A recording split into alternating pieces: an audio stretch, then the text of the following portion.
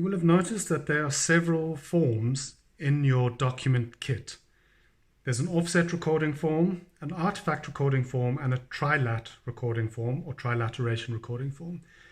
Now, the reason that we make forms is to try and make your life simpler and anybody else who's working on the site's life simpler. We include all of the measurements that we would want to take, for example, on the offset recording form. We include all of the questions that we have on the artifact recording form and all of the measurements and points that we would like to include, all the information that we'd like to include on the trilateration recording form as well. First of all, this makes it easier. When you're recording a site, you don't have to think about or try to remember what it is that you need to record, because everything will be there. As long as you fill in all of the columns, if you fill in all of the measurements, you will have collected all of the data that you need in order to record your site. In the same case with the artifact recording form, you don't have to remember all of the questions. You can just look at the form and fill it in as you go along. The second reason that we do that is when somebody else, potentially not you, is trying to map the site or draw the site map, they will have all of the information in an orderly way. They will know exactly what they're looking at. They'll be able to check back, make sure that you haven't made any mistakes, which is something you can do as well.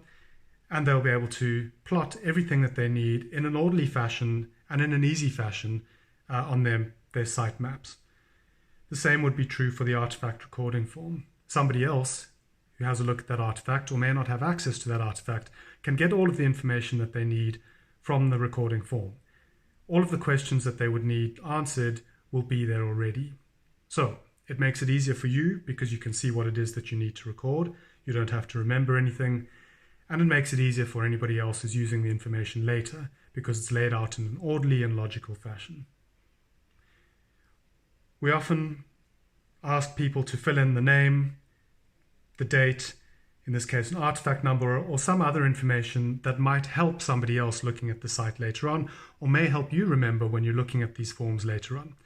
If, for example, you did this today and didn't get to plotting your distances onto your site map for 2 or 3 weeks, you may forget what things are.